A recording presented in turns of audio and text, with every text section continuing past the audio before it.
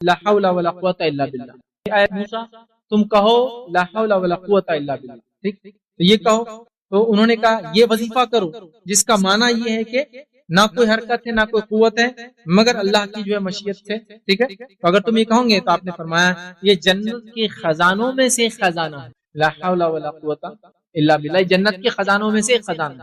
اب یہ بھی اللہ کا ذکر، لیکن یہ بھی میں نے پہلے ہی کہتے ہیں نا، مخصوص کرتے ہیں. کب کرتے ہیں؟ کوئی بھی اللہ رحم کرے غلیظ چیز دیکھ لے تو یہ پڑھ.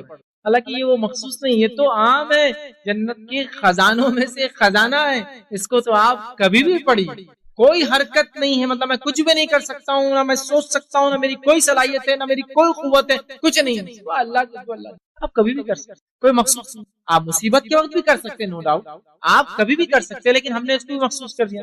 اللہ تعالیٰ مکمل طور سے جانتا ہے کہ ان کے بندے کیا کرتے ہیں اور کب کرتے ہیں. پھر بھی اللہ رب العزت نے چونکہ انہیں ہم پر گواہ بنا دیا ہے، یہ آ کر اللہ کو رپورٹ دیتے ہیں. تو آئیے چند اعمال، میں یقیناً آج پورے وہ عمل نہیں رکھ سکوں گا جن اعمال کی وجہ سے یا بدولت فرشتے اترتے ہیں، لیکن انشاءاللہ ان میں سے کچھ عمل ضرور رکھوں گا. اور جو عمل میں نے خاص چنے ہیں یہ وہ عمل ہے جو کرنے میں کوئی بہت محال نہیں ہے، مطلب بہت خطرناک والے عمل نہیں رکھ رہا ہوں کہ فرشتے فلاں کے لیے آ جائیں. یہ وہ عمل ہے بہت چھوٹے ہیں. چھوٹے سے مراد ہماری مشقت کے اعتبار سے، اللہ کے نزدیک بہت بڑے، اس لیے تو فرشتے اتر رہے ہیں، لیکن ہماری مشقت اور تکلیف کے اعتبار سے بہت چھوٹے ہیں، لیکن اللہ کے بعد بہت درجہ رکھتے ہیں. تبھی تو اللہ رب العزت ان کم مشقت والے اعمال پہ فرشتوں کو نازل کر دیتا ہے. تو میں نے چن کے چند اعمال آپ کے سامنے رکھوں گا، لیکن یقیناً یہ پورے اعمال نہیں ہیں. ان اعمالوں میں سے کچھ اعمال ہیں جن عمل کے کرنے سے، جن عملوں کے اور نیک عمل کے کرنے سے فرشتے اترتے ہیں، گواہ بنتے ہیں، دیکھتے ہیں، جو کہ برکت کا، رحمت کا، اللہ کی رضا کا اور انشاءاللہ عزیز سفارش کا ذریعہ بھی بنیں گے روز قیامت. ٹھیک ہے، برکت آئیں گی، رحمت آئیں گی، سفارش کریں گے. ٹھیک ہے، تو بہرحال آئیے وہ چند اعمال ہم دیکھتے ہیں. سب سے پہلا عمل جس عمل کے کرنے سے فرشتے نازل ہوتے ہیں، فرشتے آ جاتے ہیں، وہ عمل کیا ہے؟ ٹھیک، تو سب سے پہلا عمل یہ ہے جس کے کرنے سے انشاءاللہ فرشتے نازل ہوتے، وہ ہے کہ باوضو سونے سے فرشتے نازل ہوتے ہیں. سونے کو انسان جا رہا ہے، کیسے سونا ہے؟ وضو کے ساتھ سونا ہے. بہت مشقت کا کام نہیں، سوائے کسی کے پاس اگر پانی نہ ہو تو.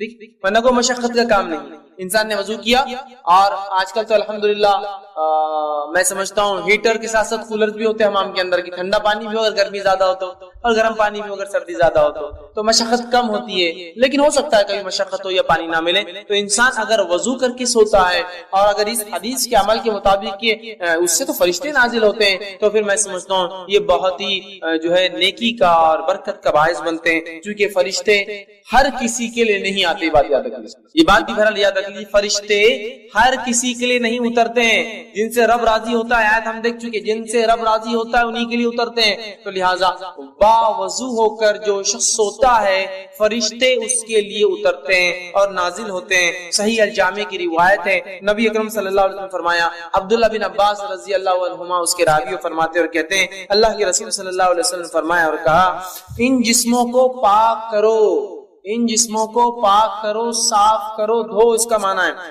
پاک کرو، اللہ تعالیٰ تمہیں پاکیزگی عطا فرمائیں گا. اگر جسموں کو پاک کرو گے تو اللہ پاکیزگی اعمال کے اعتبار سے، سوچ اور وچار کے اعتبار سے بھی انشاءاللہ عطا فرمائیں گا. تو اسلام میں پاکیزگی بڑی اہم چیز ہے. اور جب میں پاکیزگی کی بات کر رہا ہوں تو اپنے گھر کے حد تک کی پاکیزگی کی بات نہیں ہو رہی. پاکیزگی اپنے جسم کی، پاکیزگی جہاں ہم رہتے ہیں اس کی، پاکیزگی ہمارے محلوں کی، پاکیزگی جو ہمارے شہروں کی، اور پاکیزگی ہمارے ملکوں کی. ظاہر ہونا چاہیے کہ ہاں یہ مسلمان ہیں اور یہ پاک باز قوم ہے، اس لیے کہ ان کا دین انہیں ہر چیز میں صاف ستھرائی کا حکم دیتا ہے. اور اسلام اتنا پاکیزہ دین ہے، میں آپ کو کیا بتاؤں کہ نبی اکرم صلی اللہ علیہ وسلم جب کھانے کے لیے جاتے تو آپ ہاتھ کو دھویا کرتے، ہاتھ کو دھویا کرتے. مطلب کھانے سے پہلے ہاتھ دھونا یہ اتنا اہم عمل ہے. یہ میں اس لیے آپ کو رکھ رہا ہوں کہ دنیا کے اندر یونیسیف کی طرف سے یا ورلڈ ہیلتھ آرگنائز WHO کی طرف سے ایک دن دنیا بھر میں منایا جاتا ہے، ہینڈ واشنگ ڈے، تاکہ لوگ عادی ہو ہاتھ دھو چکے. اکثر لوگ بغیر ہاتھ دھو کے کھانا کھاتے ہیں، اور اکثر بیماریوں کی وجہ سائنسی اعتبار سے بغیر ہاتھ دھو کے کھانا کھانا. تو ایک دن ہے پورا سال میں منایا جاتا ہے، صرف ہاتھ دھونا سکھایا جاتا ہے. ہمارے دین نے تو سکھا دیا کہ ہمارے نبی تو 5 وقت وضو کے علاوہ، غسل کے علاوہ کھانے سے پہلے ہاتھ دھوتے، اور صفائی پاکیزگی کا تو یہ معاملہ ہے، تو ان جسموں کو پاک کرو، اللہ تمہیں پاکیزگی عطا کرے۔ جو بندہ بھی طہارت کی حالت میں سوئے، یقیناً ایک فرشتہ اس کے ساتھ رات بسر کرتا ہے۔ جو انسان وضو کے ساتھ، طہارت کے ساتھ سوئے تو اس کے لیے ایک فرشتہ رات بھر بسر کرتا ہے۔ جب بھی وہ شخص رات کی کسی وقت کروٹ لیتا ہے، ادھر سے ادھر یا ادھر سے ادھر ہوتا ہے، تو فرشتہ کہتا ہے اے اللہ اپنے بندے کو اس کو معاف فرما دے، یقیناً یہ وضو کر کے سویا تھا۔ سبحان اللہ، وضو کر کے سویا، رات میں کروٹ لے رہا ہے، آرام اس کو مل رہا ہے، ایک فرشتہ تعینات ہے، رات بھر دیکھ رہا ہے۔ جب بھی اس نے کروٹ بدلی وہ اللہ سے دعا کرتا ہے اللہ اس کی مغفرت کر دے، اس کو بخش دے، وجہ یہ وضو کر کے سویا تھا، تیرا پاکیزہ بندہ ہے۔ دیکھیے کتنی بڑی بات ہے، صرف وضو کر کے۔ اور یہ وضو کر کے سونا یاد رکھیے اس حالت میں بھی ہے کہ اگر آپ کو غسل نہ بھی ہو تو، اس لیے کہ وضو ایک مستقل عبادت ہے، غسل ہونا نہیں ہونا ایک دوسری چیز ہے۔ حالانکہ غسل اگر نہ ہو تو وضو سے آپ عبادت نہیں کر سکتے، لیکن وضو خود عبادت ہے۔ نبی اکرم صلی اللہ علیہ وسلم جنابت کی حالت میں ہوتے، جنوبی ہوتے، لیکن آپ جب اپنے بیویوں سے ملتے تو سونے سے پہلے آپ نے فرمایا اگر غسل نہ کر سکے تو وضو کر لیا کرو، اس لیے کہ جنوبی مطلب جو آدمی جنابت کی حالت میں ہوتا، بیوی سے ہم بستری کیا ہوا ہے، فرشتے اس سے دور بھاگتے ہیں، لیکن وضو کرنے سے نزدیک آ جاتے ہیں۔ تو وضو کر کے آپ سوچیں، وضو مستقل عبادت ہے، تو وضو کا معمول رکھیے، وضو سے سویا کیجئے، غسل ہو نہ ہو، عورتیں ناپاکی کریں لیکن وضو کر کے سوئے۔ حدیث میں وضو کرنے والے کی فضیلت ہے۔ انسان جنابت کی حالت میں وضو کر کے سوئے، اس لیے کہ وضو کرنے والے کی کروٹ پر فرشتہ کھڑا ہے، انتظار کر رہا ہے، کروٹ بھی وہ دعا کر رہا ہے۔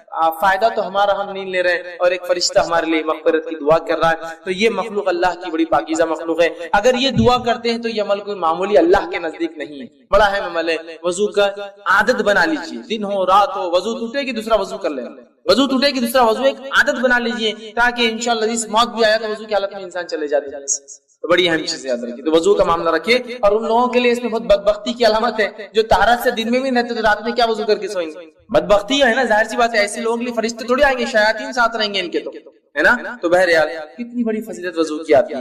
دوسرا وہ کام جس کے کرنے سے فرشتے نازل ہوتے ہیں، فرشتے اترتے ہیں، دعائیں کرتے ہیں، اور ظاہر سے فرشتوں کا اترنا یہ بہت سارے معنوں میں لیا جا سکتا ہے۔ دعا کرتے ہیں، مغفرت کی دعا کرتے ہیں، رحمت کی دعا کرتے ہیں، برکتیں لاتے ہیں، نصرت اور مدد کرتے ہیں، ٹھیک ہے، بہت سارے معنی ہو سکتے ہیں اس کے، ان کے اترنے کے۔ کئی چیزیں یہ کر سکتے ہیں اگر یہ اترتے ہیں تو یہاں دوسری چیز جس چیز کے کرنے سے حدیث میں آتا ہے کہ فرشتے نازل ہوتے ہیں، اس چیز میں سے ایک چیز ہے اہل ذکر کی مجالس۔ ایسے لوگ جو اللہ کا ذکر کرتے ہیں ان مجالس کو بھی فرشتے گھیر لیتے ہیں، مطلب ان کے لیے نازل ہوتے، اترتے ہیں، نہ صرف اترتے ہیں بلکہ گھیر لیتے ہیں۔ آئیے تھوڑا سا حدیث کو، جو کہ بخاری کی روایت ہے، میں حدیث کے پورے الفاظ آپ کے سامنے رکھنے کی کوشش کرتا ہوں کہ کیا فائدے اللہ کے ذکر کی مجلس کے، اور اللہ کے رسول نے لعنت بھیجی ایسی مجلسوں پر جو اللہ کے ذکر سے شروع اور ختم نہیں ہوتی ہے۔ تو آئیے سنیے، بخاری کی روایت آپ سے فرماتے ہیں اللہ تعالیٰ کے کچھ فرشتے ایسے ہیں جو ذکر کرنے والی مجلسوں کو، مجلس مطلب کچھ لوگ بیٹھے اور اللہ کے ذکر سے ہر بار مراد نہیں کیا بیٹھ کے سبحان اللہ انشاءاللہ ماشاءاللہ کہتے رہے، بلکہ اس کا معنی یہ جہاں بھی اللہ کا ذکر ہوتا ہے بات، تو آپ فرماتے ہیں ذکر والوں کو تلاش کرتے ہوئے جو ہے راستوں میں گھومتے پھرتے رہتے ہیں۔ جب وہ کسی ایسی جماعت کو، ایسی مجلس کو پاتے ہیں جو اللہ کا ذکر میں مصروف ہوتی ہے تو وہ ایک دوسرے کو پکار کر کہتے ہیں آ جاؤ، جو کام کے لیے آئے تھے یہاں ہو رہا ہے۔ اللہ فرشتے اپنی پیٹرولنگ پہ نکلے ہوئے گھوم رہے ہیں، تلاش کر رہے ہیں لوگوں، جیسے ان کو اپنے ٹارگٹ آڈینس مل گیا فوراً کہا چلو سب آ جاؤ، ادھر ایک کام ہو رہا ہے جس کے لیے ہم گھوم رہے تھے۔ پکارتے اور کہتے ہیں کہ ادھر آؤ، یہاں تمہاری حاجت جو چیز کے لیے نکلے طلب کی چیزیں وہ یہاں ہے۔ وہ اہل مجلس کو آسمانی دنیا تک اپنے پروں سے ڈھانپ لیتے ہیں، اور اتنے جمع ہوتے ہیں چونکہ ان کو پر ہوتے ہیں، اور ایک پر ایک تہبت ہے پہلے آسمان تک چلی جاتی ان کی جو ہے تعداد۔ اتنا گھیرتے ہیں اس مجلس کو کہ یہاں جہاں ذکر ہو رہا ہے وہاں سے لے کر فرسٹ اسکائی تک، پہلے آسمان تک بولے مجلس کو اپنے پروں سے ڈھانک لیتے ہیں۔ جب وہاں سے فارغ ہو کر جو ہے اللہ کے پاس جاتے، مجلس ختم ہو گئی وہ اللہ کے پاس چلے گئے اپنا کام کر کے، چونکہ ان کا کام یہی ہوتا ہے صرف ذکر والوں کی مجلسوں کو نوٹ کرے اور چلے جائے۔ تو وہ جو ہے ان کا رب ان سے پوچھتا ہے، حالانکہ اس کو سب پتا ہوتا ہے، اللہ پھر بھی ان سے سوال کرتا ہے، حالانکہ اللہ کو حاجت نہیں، اسے پتا ہے کہ کیا ہوا تھا، سوال کرتا ہے اور جو ہے وہ پوچھتا ہے۔ اللہ تعالیٰ کہتا ہے میرے بندے کیا کہہ رہے تھے، کیا کر رہے تھے، کیا کہہ رہے تھے وہ؟ تو فرشتے جواب دیتے ہیں وہ تیری تسبیح، تکبیر، تحمید اور تمجید بیان کر رہے تھے، تیری بزرگی، پاکیزگی، بڑائی بیان کر رہے تھے وہ لوگ۔ پھر اللہ تعالیٰ ان سے پوچھتا ہے کیا انہوں نے مجھے دیکھا ہے؟ کیا وہ لوگ جو میرے بارے میں اتنا کچھ کر رہے تھے کیا مجھے دیکھا ہے؟ فرشتے کہتے اللہ کی قسم انہوں نے تجھے نہیں دیکھا. اللہ تیری قسم تجھے دیکھا نہیں انہوں نے, لیکن پھر بھی کرتے ہیں دیکھا ہے. اللہ تعالیٰ فرماتا ہے اگر وہ مجھے دیکھ لے تو ان کا کیا حال ہوگا. پھر جب بغیر دیکھے وہ یہ سب کر رہے تھے اپنی مجلسوں میں, تو اے فرشتوں اگر مجھے دیکھ لے تو کیا ہوگا؟ تو فرشتے جواب دیتے ہیں, فرماتے ہیں فرشتے عرض کرتے ہیں اگر وہ تجھے دیکھ لے تو تیری اس سے بھی زیادہ عبادت کرنے لگیں گے.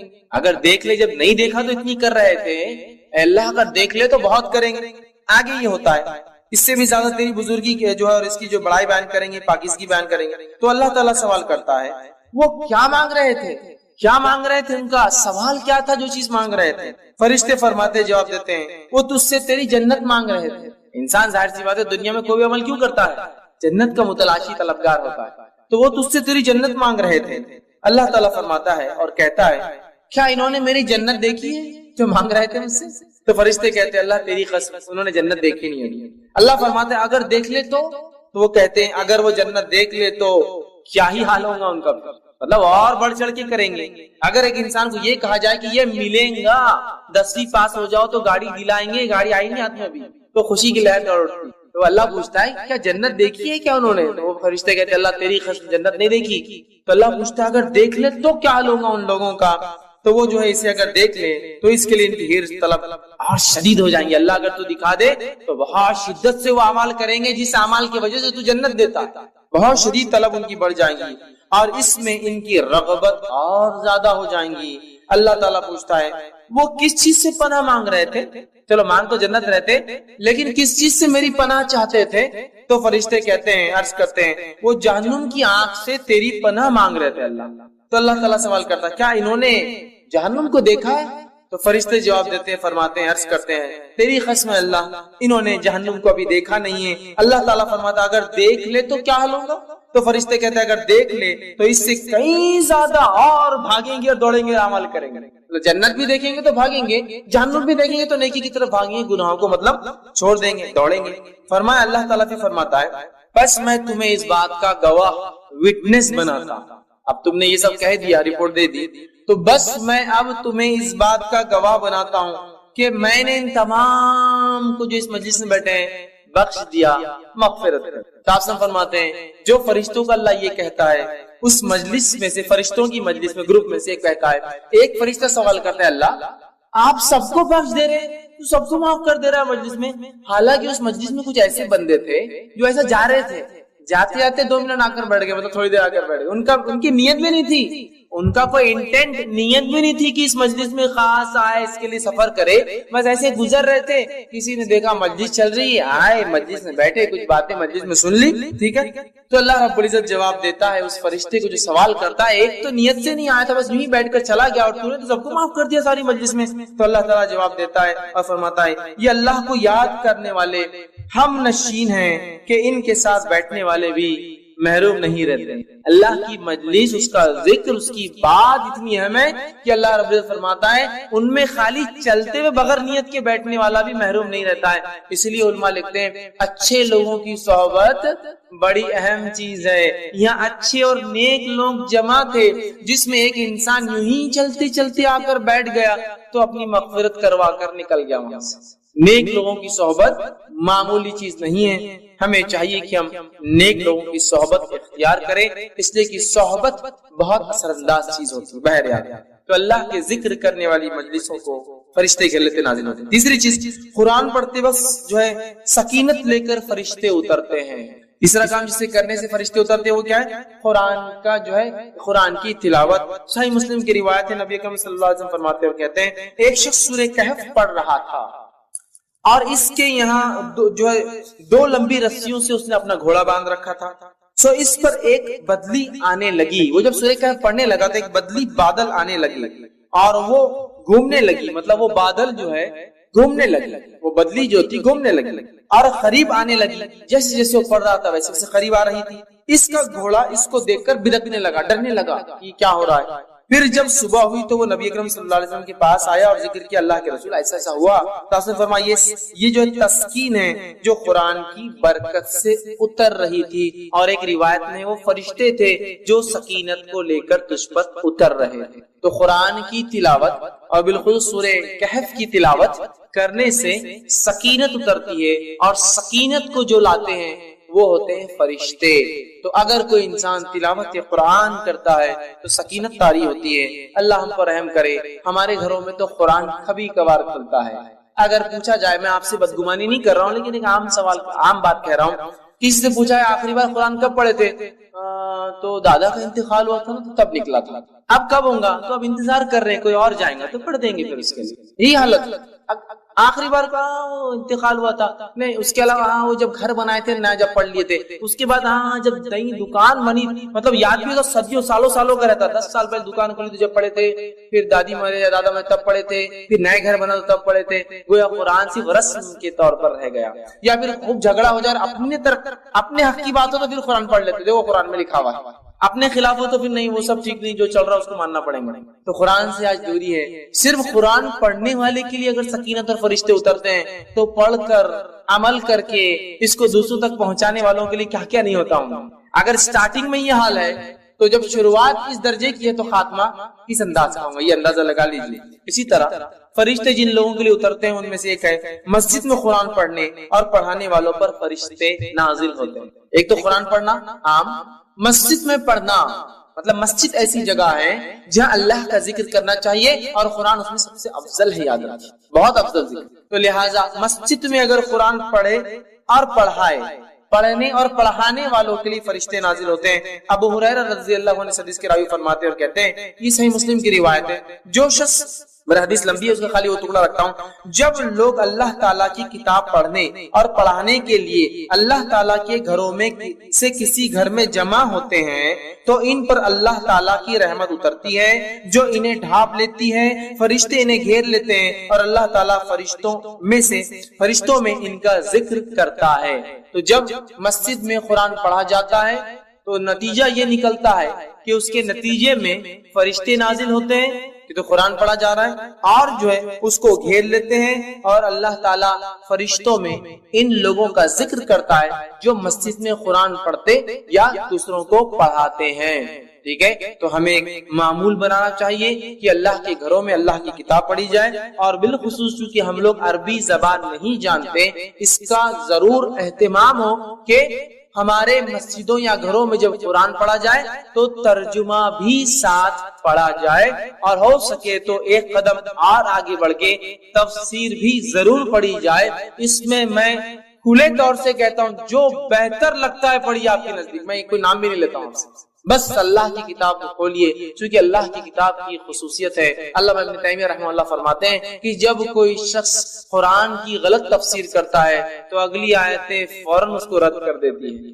اس لیے ہمارا ایمان اور عقیدہ ہے کوئی اس کی غلط نہیں کر سکتا جب بھی پکڑا جاتا ہے، اور کہیں نہ کہیں لوگ نکل کر پھر صحیح چیز کی طرف آتے ہیں۔ میں کہتا ہوں پڑھیے تو صحیح، عادت تو ڈالیے نا، تم کون سی جماعت کے بل کون سا پڑھنا، ارے جو تم کو پسند ہے بھیا، میں بولتا بھی نہیں ہوں، شروعات تو کرو، پڑھو تو صحیح۔ نماز پڑھو تو کوئی یہ نہیں بول سکتا نماز پڑھو کا معنی ایکسرسائز کرو، نماز ہی بولیں گے نا۔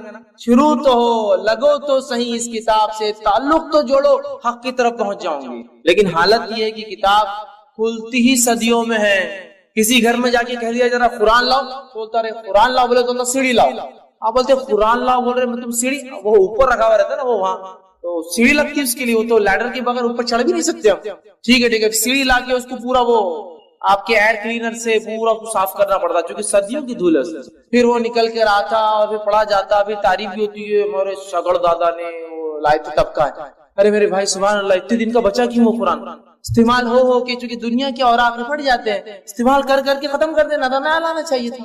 رکھا کیوں کہ اللہ کی کتاب گائیڈ بک جو کتاب رہنمائی دیتی دنیا میں، اس کو اتنا صاف ستھرا کیوں رکھا؟ پڑھو، پڑھ کے اس کو جو استعمال کرو، اس کے اوراق ڈھیلے ہوں گے، پھٹ جائیں گے، نئے لانا پڑیں گے۔ اور یہ مطلوب بھی یاد رکھیں، قرآن کو پڑھنا نہیں، پڑھنے سے اس کتاب کی حالت ہو جاتی ہے۔ دیکھیے جو قرآن بچے طالب علم حافظ بنتے ہیں ان کے قرآن کی حالت دیکھیے کیسے جاتے ہیں، پڑھنے سے اب پیچھے کا ورق پڑ جاتا، سامنے کے 4 صفحے پڑ گئے، بیچ کے ورق، کیوں؟ اس لیے کہ وہ استعمال کر رہا ہے نا، اس کتاب کو یوز کر رہا ہے نا۔ تو دنیاوی کاغذ ہے تو خراب ہو جاتا ہے. تو ہماری تو یہ حالت ہے, پڑھنے پڑھانے کا نظم ضرور بانی. اسی طرح وہ عمل جس کے کرنے سے فرشتے نازل ہوتے ہیں, اس میں سے ایک عمل ہے سوتے وقت آیت الکرسی کا پڑھنا. اس سے فرشتے نازل ہوتے ہیں, اور اتنا سادہ, اتنا آسان, اتنا چھوٹا عمل ہے آیت الکرسی. 10 جملے اس میں, صرف آیت تو ایک ہی ہے لیکن جملے 10 ہے اس کے. 10 جملے ایک آیت, وہ بھی نہیں ہوتا سوتے وقت, ہے نا. اور ویسے بھی بہت سارے لوگوں کو ذکر کا موقع کہاں ملتا ہے, ٹی وی دیکھتے دیکھتے آنکھ بند ہوتی, ٹی وی چالو ہے, آوازیں چالو ہے, جب تک آواز آئی نہیں تو نیند بھی نہیں آتی. سائیکولوجیکل ڈسٹرب ہو گئے اس کو دیکھ دیکھ کر, اطمینان کھو بیٹھے ہیں, شور کے اندر نیند آتی. تو پھر وہ دیکھتے سوری کام اللہ کا ذکر اور کیا ہے آیت الکرسی پڑھا کیجئے.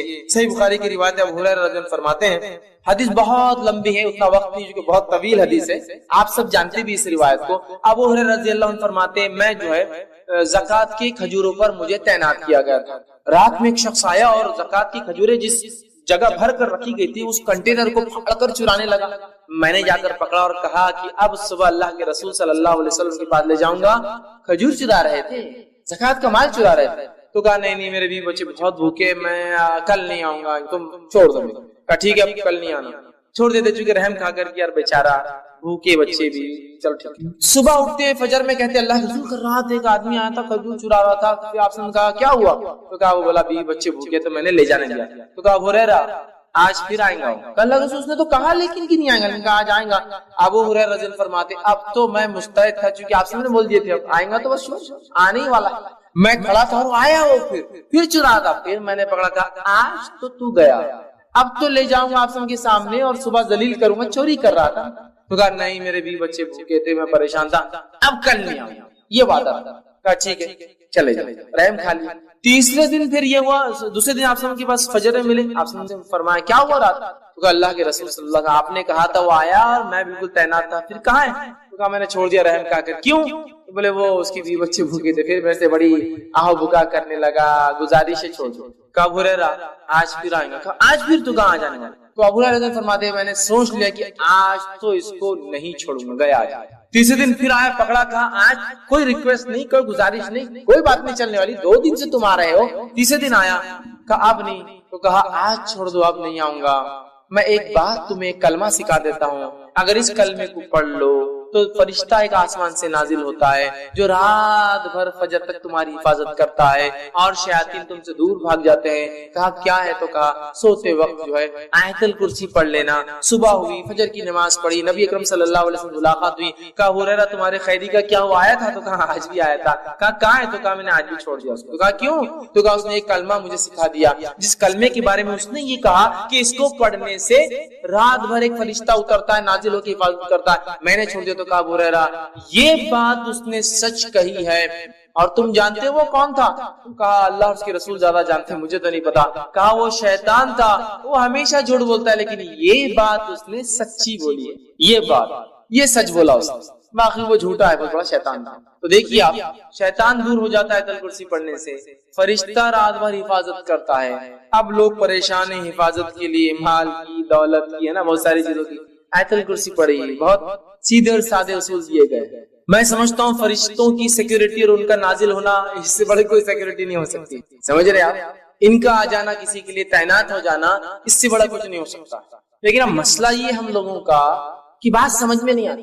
اب ایک سین تصور کیجیے کہ سمجھ لیجیے ایک شخص آپ کے سامنے آ رہا ہے اور اس کے پیچھے 2 پولیس والے چلتے ہوئے آ رہے ہیں. ملنے کی ہمت کرتے آپ, بہت بھاری آ رہی ہے, پولیس ساتھ چل رہی تھے, اس کو تو کوئی آدمی نہیں لگا سکتا, کیوں؟ پولیس والے ساتھ رہتے, سادے پولیس والے. اب پولیس والے جن کے پاس بندوقیں لگی ہوئی ہو, اس کا تو مقام بڑھ گیا نا, اسٹین گنس ہو اور بڑھ گیا, AK-47 لے کے اس کے پیچھے جا رہے, اور بڑھ گیا پولیس سے ہٹ کر ٹوپی صرف بدل جائے, ٹوپی کے بدلے کالا کپڑا ہو تو ہر بہت خطرناک آدمی دکھ رہے. اتنی بڑی سیکورٹی, ٹوپی نہیں سر پہ, وہ سر پہ کفن باندھا ہوئی آدمی اس کے ساتھ گھوم رہا. کمانڈوز جو ہوتے ہیں وہ کفن باندھے ہوئے نا, ان کا یہ مقصد ہے کہ اب جان بھی جائے تو کوئی مسئلہ نہیں. ٹوپی نہیں تو مطلب بہت بڑا آدمی دکھ رہا ہے, سمجھے نا, اندازہ ہوتا ہے. اب اندازہ لگائیے فرشتہ کھڑا ہے آپ کے لیے رات بھر. اللہ تعالیٰ کی ایک مخلوق جس کی طاقت, حیت, کیفیت, توانائی ایسی ہے کہ یہ روایت میں آتا کہ ایک فرشتہ جو خبر میں قرآن جو نہیں پڑھتا تھا اس کو جو سزا دینے پر متعین رہے گا، وہ ایک گز لوہے کا اٹھائیں گا سلاخ اور اٹھا کے دم مارے گا ایک آدمی پہ جس نے قرآن نہیں پڑھا تھا دنیا میں خبر میں، اتنے زور سے وہ آدمی چلائیں گا اور اس کا سر ریزہ ریزہ بن کے ہوا میں اڑ جائے گا کہ تمام مخلوق زمین و آسمان کی سوا جن اور انس کو چھوڑ کر اس کی چیخ کو سنیں گی۔ تو آپ نے کہا کہ وہ فرشتے کے بارے میں معلوم ہے تمہیں، وہ گز جو مارتا ہے وہ گز کا ویٹ کیا ہے؟ صحابہ نے کہا نہیں ہم کو نہیں پتا کیسے مارتا ہوں گا ویٹ۔ تو کہا وہ ایک گز اگر اٹھا کر دنیا کے سب سے بڑے پہاڑ پر ماری جائے تو پہاڑ کو پاؤڈر میں تبدیل کر دے گا ذرات میں، اتنا ویٹڈ اور اتنا خطرناک وہ پنچ ہوتا ہے، ٹھیک ہے؟ وہ پڑے گا گز، اور اس گز کو پہلے سے لے کر آخری انسان اور پہلے سے لے کر آخری جن سب بھی مل جائے تو اس کو ہلا بھی نہیں سکتے جگہ سے، اتنا ہیوی گز صرف ایک فرشتہ اٹھاتا ہے۔ طاقت بتا رہا ہوں میں کتنی ہوتی ہے، فرشتے سارے انسان اور جن بھی مل جائے تو وہ گز کو موو نہیں کر سکتے جگہ سے، جو وہ اٹھا کر ماریں گا اس کو قیامت تک۔ قرآن نہیں پڑھنے والے کا میں نے اس لیے کہا نا، دنیا میں بیڑا غرق، خبر میں بیڑا غرق، آخرت میں بیڑا غرق۔ اور بہت سے لوگ قرآن سے بڑی عجیب دشمنی پال رکھی ہو، ایسی عجیب دشمنی کہ قرآن پڑھنے کے بدلے کاٹے کھڑے ہوتے ان کے آنکھ، اور شیطان کے بدلے اعوذ باللہ من الشیطان پڑھے تو یہ بھاگ جاتا نکل کے، بھاگنا تو شیطان چاہیے نا، اعوذ باللہ یہ بھاگ جاتا نکل کے، قرآن پڑھے تو گمراہ ہو جاتے باہر۔ ارے بھائی قرآن کی نہ قرآن پڑھنے تو گمراہ ہو جاتے، دیکھو تو کتنے لوگ گمراہ ہو قرآن پڑھ کے، انہوں کیسی باتیں کر رہے انہوں کیسی کر رہے، اپن نے کچھ پڑھے نہیں، اللہ کچھ پوچھنے والا نہیں اپنے سے، حالت یہ ہے ہم پڑھتے نہیں، اللہ پوچھے گا بھی نہیں ہم سے، اللہ رحم کرے۔ یہاں دیکھیے آیت الکرسی پڑھ رہے ایک فرشتہ حفاظت سیکورٹی کے لیے، اس سے بڑی کیا بات سکتی ہے؟ آئیے وہ عمل جس کے کرنے سے فرشتے نازل میں، ایک عمل یہ ہے کہ ایک بابرکت رات ہوتی ہے، اس رات میں فرشتے نازل ہوتے ہیں، اور وہ رات کو کہا جاتا ہے شب قدر، لیلۃ القدر، جو کہ آج بھی ہو سکتی ہے۔ ایک 21 گزر چکی ہے وہ بھی ہو سکتی تھی، اور آنے والی اور 3 راتیں باقی وہ بھی ہو سکتی ہے، 25، 27 اور 29 بھی ہو سکتی ہے۔ شب قدر میں فرشتے اترتے ہیں جس کی گواہی اللہ رب العزت نے اپنی کتاب کے سورہ قدر سورہ نمبر 97 آیت جو ہے اس پورے سورے کو آپ پڑھیے، اللہ نے فرمایا انا انزلناہ فی لیلۃ القدر، ہم نے قرآن کو لیلۃ القدر میں نازل۔ وما ادراک ما لیلۃ القدر، اور مسلمانوں کیا چیز ہے جو تمہیں سمجھائے لیلۃ القدر کیا ہے؟ لیلۃ القدر خیر من الف شہر، بس تمہاری عقلوں کو اتنی بات تو ضرور سمجھ میں آ جائیں گے اور اتنا کافی ہے تمہاری سمجھ کے لیے، 1000 مہینوں سے افضل یہ رات ہے۔ تنزل الملائکۃ والروح، اور اترتے ہیں اس رات فرشتے اور جبرائیل، یاد رکھیے، اور جبرائیل علیہ الصلوۃ والسلام کا ایک نام کیا ہے معلوم آپ کو؟ روح۔ جبرائیل علیہ السلام کا ایک نام یاد رکھیے، وہ روح ہے، یاد رکھیے، نہیں تو آپ بولیں گے تنزل الملائکۃ والروح، اور ایک صاحب ایک بار تفسیر کرنے لگے، اترتے ہیں اس رات فرشتے اور بڈھے اور بڑوں کی روحیں، ملائکہ الگ ہے نا اور روح الگ ہے، تو پھر صحیح بات ہے نا۔ یاد رکھیے یہاں روح سے مراد جبرائیل علیہ السلام ہے، روح الامین بھی ان کا ایک نام ہے، جبرائیل بھی ان کا ایک نام ہے، جبریل بھی ان کا ایک نام ہے، ٹھیک ہے؟ تو روح بھی انہیں کہا جاتا ہے، روح الامین بھی کہا جاتا ہے، 4 نام ان کے قرآن میں آتے ہیں، جبرائیل، جبریل، روح الامین اور روح۔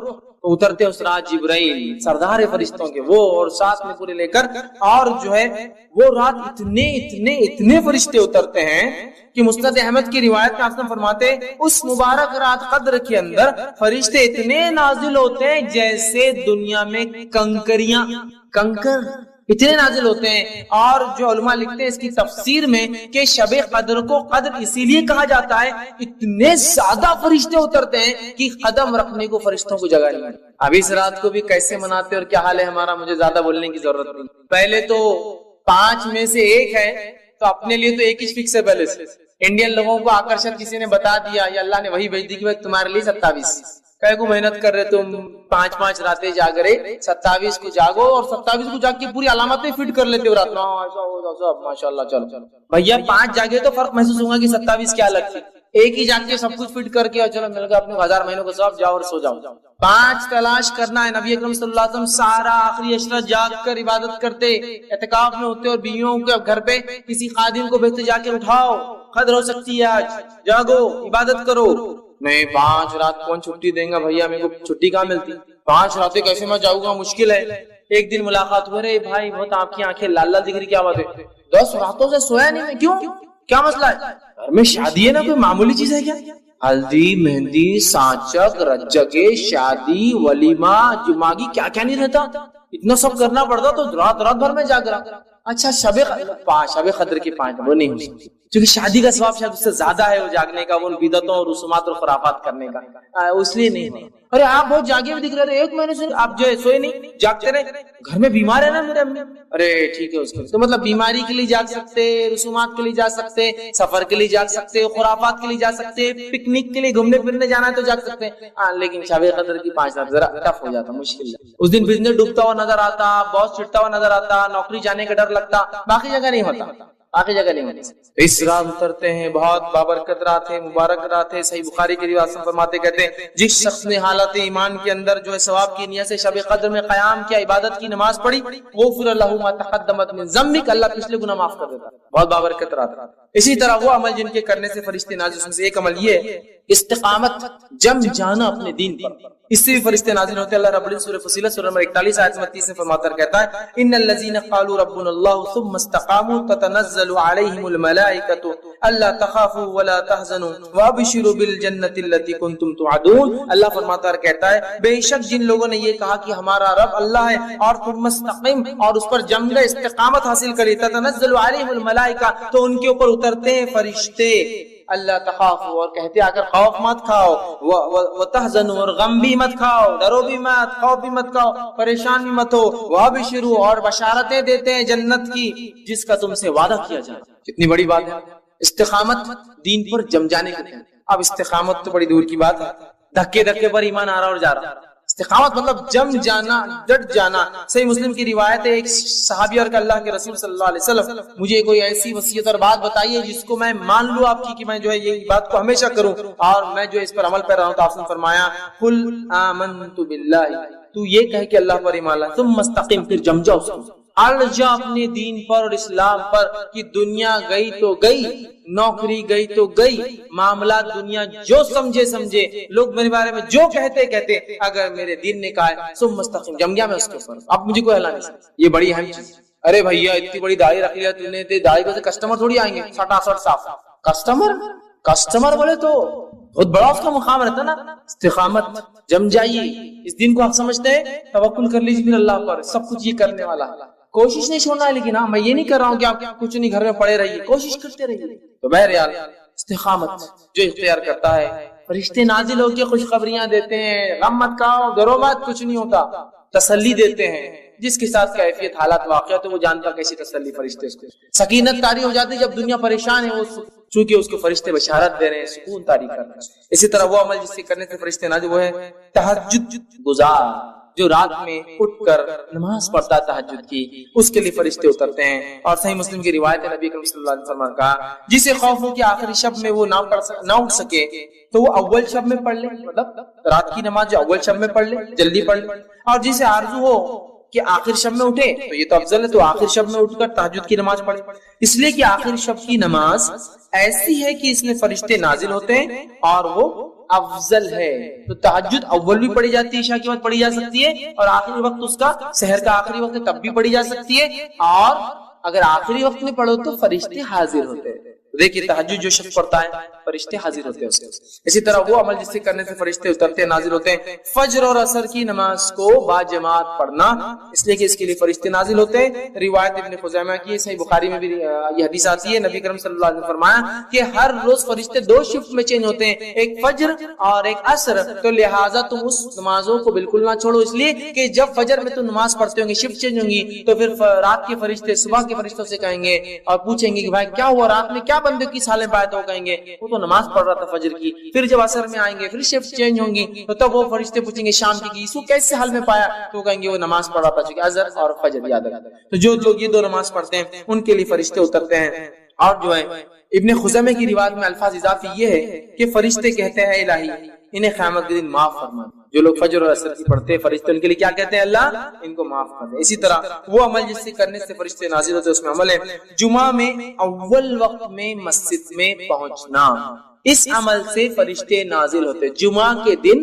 اول وقت سب سے پہلے مسجد میں آنا، صحیح بخاری کی روایت ہے، نبی اکرم صلی اللہ علیہ وسلم فرماتے ہیں کہ جمعہ کے دن جو ہے فرشتے مسجد کے دروازوں پر کھڑے ہو جاتے ہیں، مطلب اتر جاتے ہیں اور کھڑے ہو جاتے ہیں، اور ہر داخلہ کرنے والے کا نام رجسٹر کرتے لکھتے رہتے ہیں، یہ آیا یہ آیا، اور جو سب سے پہلی صف میں آتا ہے اس کو اونٹ قربان کرنے کا ثواب، صدقہ کرنے کا. جو دوسری صف میں آتا ہے اس کو جو ہے بیل قربان کرنے کا ثواب. جو تیسری صف میں آتا ہے اس کو بھیڑ بکری قربان کرنے کا ثواب. جو چوتھی صف میں بیٹھتا ہے اس کو مرغی صدقہ کرنے کا ثواب. جو پانچویں صف میں آتا ہے اس کو انڈا صدقہ کرنے کا ثواب.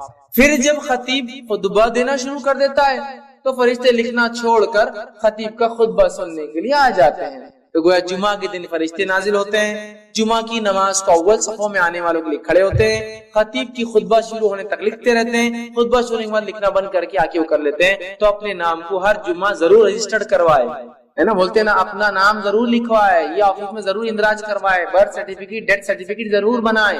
تو میں کہوں ہر جمعہ ضرور جلدی آ کے نام اندراج کروائے. اس لیے حدیث میں 3 جمعہ کوئی نہ آئے تو اللہ اس کے دل پہ مہر لگا دیتا ہے کہ 3 جمعہ تک رجسٹریشن ہی نہیں ہوا اس کا مسجد کے اندر. رشتے لکھتے ہیں، نوٹ کر رہے ہیں. جمعہ میں آنا ہے اور خطبہ شروع ہونے سے پہلے ہمارے پاس بہت سارے لوگ مسجد کے سامنے بھی آ گئے تو پیچھے بڑے جاتے ہیں. خطبہ ختم ہوگا نا جب وہ پڑھیں گے تو تب بھاگتے آگے پیچھے کھڑے جانے کا اپنے بہت لمبا خطبہ دیتے یار، بہت وہ ہوتا، میرے کو جمتا نہیں، میرے کو فلاں ہوتا. خطبہ خطیب نے شروع کیا منبر پہ، فرشتوں نے نام لکھنا بند کر دیا. اسی طرح وہ عمل جس سے کرنے سے فرشتے اترتے وہ یہ جنگل میں بیابان میں جب اکیلے ہو کوئی نہ ہو تو کیا کرے، اذان دے، اقامت دے اور نماز پڑھے. تو ایسے لوگوں کے لیے فرشتے نازل ہوتے ہیں. سنی حدیث کے الفاظ، ترغیب و ترہیب کی روایت ہے، ٹھیک ہے، طبرانی کے اندر یہ روایت آتی ہے. سلمان جو ہے فارسی رضی اللہ عنہ کے راوی فرماتے کہتے ہیں جب کوئی شخص جنگل میں ہو اور نماز کا وقت ہو جائے تو اسے چاہیے کہ وضو کر لے، اگر پانی نہ ہو تو تیمم کر لے، پھر اقامت کہہ کر نماز پڑھے. تو اس کے جو ہے دونوں جانب فرشتے جو ہے کھڑے ہو جاتے ہیں، اور جب وہ نماز اذان دے کر اقامت دینے کے بعد پڑھے تو اس کے پیچھے فرشتوں کے لشکر جو ہے دونوں کنارے آ کر کھڑے ہو جاتے ہیں، اور اتنے زیادہ ہوتے ہیں کہ جدھر تک نظر جائے ادھر تک آ کے صف بنا کر کھڑے ہو جاتے ہیں، نماز پڑھتے ہیں. اور جب وہ رکوع کرتا ہے تو وہ رکوع کرتے ہیں، جب یہ سجدہ کرتا ہے تو وہ سجدہ کرتا ہے. جنگل بیابان میں اذان دے کر اقامت دے کر نماز پڑھے. اور یہ بات بھی یاد رکھیے، جب آپ جنگل بیابان میں نہ بھی ہو، نماز آپ کی چھوٹ جائے، مسجد میں آپ پڑھے تو اقامت ضرور دے، چونکہ اقامت کے بعد جو نماز پڑھ جائے ثواب زیادہ ملتا ہے. اذان تو ہو گئی لیکن آپ لیٹ ہو گئے، تو جب آپ خود کی بھی نماز اگر اکیلے بھی پڑھے تو اقامت دیں گے.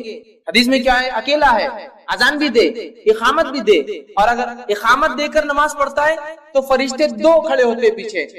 اذان دے کر اقامت دے کر نماز پڑھتا ہے تو پیچھے بھی کھڑے ہو کر جتنی نظر وہاں تک کھڑے ہو جاتے.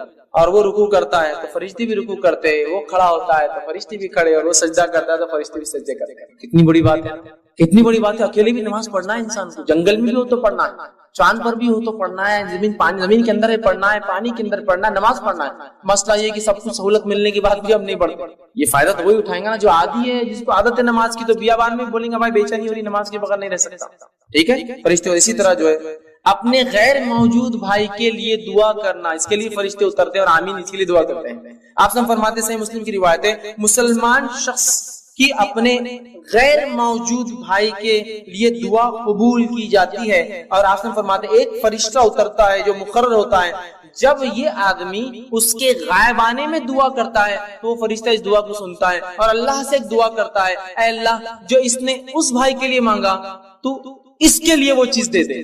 سبحان اللہ. دوسرے کے لیے دعا کرو، اپنے لیے دعا فرشتے سے قبول کرواؤ یا کرواؤ. میں دعا کر رہا ہوں اپنے بھائی کے لیے اور میرے لیے فرشتہ دعا کر رہا ہے، اللہ جو اس نے اس کے لیے مانگا تو اس کو دے دے، جو اس نے اس کے لیے مانگا تو اس کو دے. اے اللہ میرا یہ بھائی بڑا غریب دکھ رہا ہے، اس کے حالات کو درست کر دے. فرشتہ بولتا ہے اللہ اس کے حالت کو درست کر دے، اس کے مالی حالت کو درست کر دے. اے اللہ وہ بڑا بیمار انسان دکھ رہا ہے، غائبانہ، لیکن یہ بولنے والا نہیں کہ میں نے تمہارے لیے دعا کیا، غائبانہ خاموش، بولنا نہیں ہے. اور میں کہتا ہوں نا دعاؤں کا ایسا معمول بنا لے، اپنا ایسا معمول بنا لے، فری ہوتی ہیں، بس الفاظ نکالنا ہے منہ سے، الفاظ اس کو بھی نہیں ہوتا. دعاؤں کا تو بڑا مسئلہ ہے بھیا، کہاں دعائیں کرتے ہیں. اور اگر کوئی دعائیں دے تو ویسے ہوتا ہے اتنے بڈھے ہو گئے تم، پورے داڑھی میں بال ابھی بھی کالے اور دعائیں دے رہے تم ہم کو، شرم آ رہی تمہاری دعاؤں کو سن سن کے. ہم دعاؤں کے چلن نہیں ہے نا، چلن ہی نہیں ہے. اور ہمارے پاس ہندوستان میں تو وہ حال ہے دعاؤں کا کہ کوئی دعائیں دے دے اور دعا دینے کو لوگ ڈرتے بھی ہے کہ جو دعا دیے تو بڈھے ہو جاتے، اور یہاں بڈھا تو کوئی ہوتا نہیں، سب جوان مرتے ہمارے پاس. کون بڈھا کے بڈھے دکھتے ہیں کیا آپ کو؟ آج کہاں دکھتے ہیں، 90 سال ہے لیکن بالوں سے تو پتا نہیں چلتا کہ 90 سال کے. ابھی تو میں جوان ہوں، غذا وزا مار کے بالکل بہترین، بڈھا ہوا ہی نہیں بیچارہ، دعائیں کیسے دیں. ایک مرتبہ ایک صاحب تھے، انہوں نے ایک شخص کو دعائیں دی जब दुआएं दी तो भाग गया। मैंने कहा तुम्हें वो आदमी दुआएं दे रहा तुम भाग गए? तो नहीं बोले इतना सा बच्चा दुआ दे रहा है, मेरे को शर्म आ रही थी सुनने। दुआओं के चलन नहीं, आम कर दीजिए दुआओं, आदि हो जाइए दुआओं। अगर दुआओं का मामूल देखना है तो अब अरब को देखिए। बात है उसकी कि मैं आया हूँ ये काम के लिए, उससे पहले 10 दुआ और जाते वक्त 10 दुआ और काम था उसको, खाली मैं ये काम के लिए आया हूँ। जो लोग गल्फ कंट्रीज में गए होंगे आप देखिए, हवा भराने के लिए आप कहीं जाइए, वो 2-4 दुआएं देंगे, जो भरने वाला अगर होगा तो जाते वक्त 2-4 दुआएं और काम क्या था, हवा भरो बोलना आपको। आदि है वो दुआ में, आदि बन जाइए तभी तो निकलेंगी ना गायबाना अपने भाई के लिए दुआ। जब सामने निकलेंगी तो पीछे भी निकलेंगे। आदत बनाइए दुआएं देने, खूब दुआएं दीजिए। अरबी जरूर नहीं, आप उर्दू बोलो ना, अल्लाह अच्छा रखो, अल्लाह से, ये तो बोल सकते हैं ना। चलो अरबी नहीं आती ये तो बोल सकते हैं ना, क्या मसला, इतने अलवा नहीं, वो भी घसती जबान हमारी बोलने के लिए। गायबाना दुआ की फजीलत तो आप देखिए, आप उसके लिए और फरिश्ता आता है, इतनी बड़ी बात।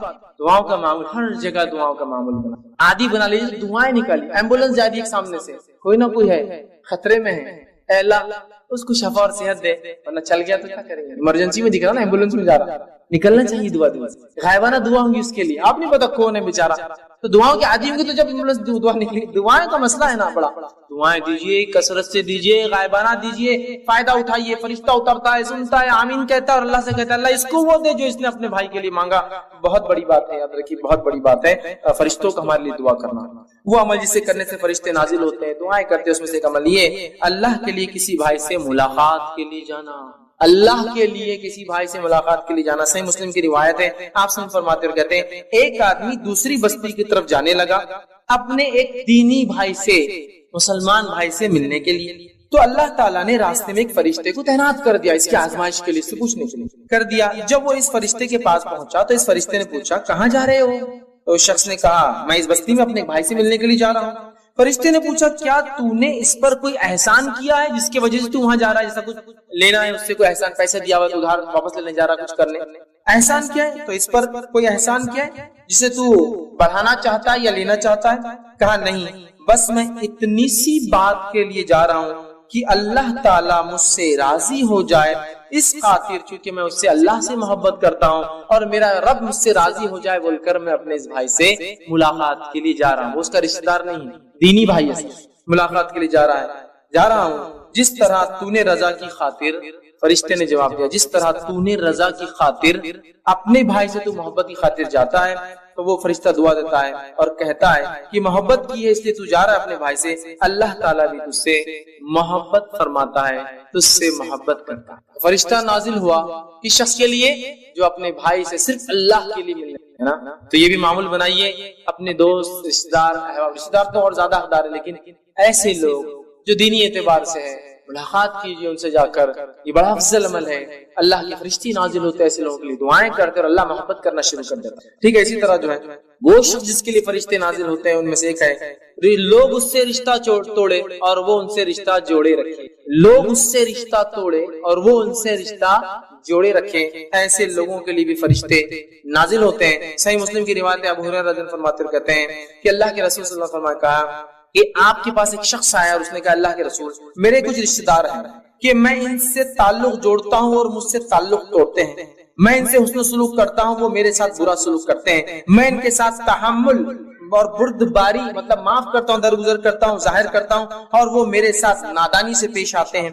आपने फरमाया अगर ऐसा ही है जैसा तू बता रहा है कि वो ऐसा ऐसा करते हैं तेरे साथ, तेरी उसकी बात कहता है, तो गोया इनके मुंह में तू राख डालता है, गरम राख। तेरा ये इतना अच्छा अमल उनके मुंह में तू अंगार डाल रहा है इस अमल की वजह से, मतलब वो तोड़ते तू नहीं तोड़ता।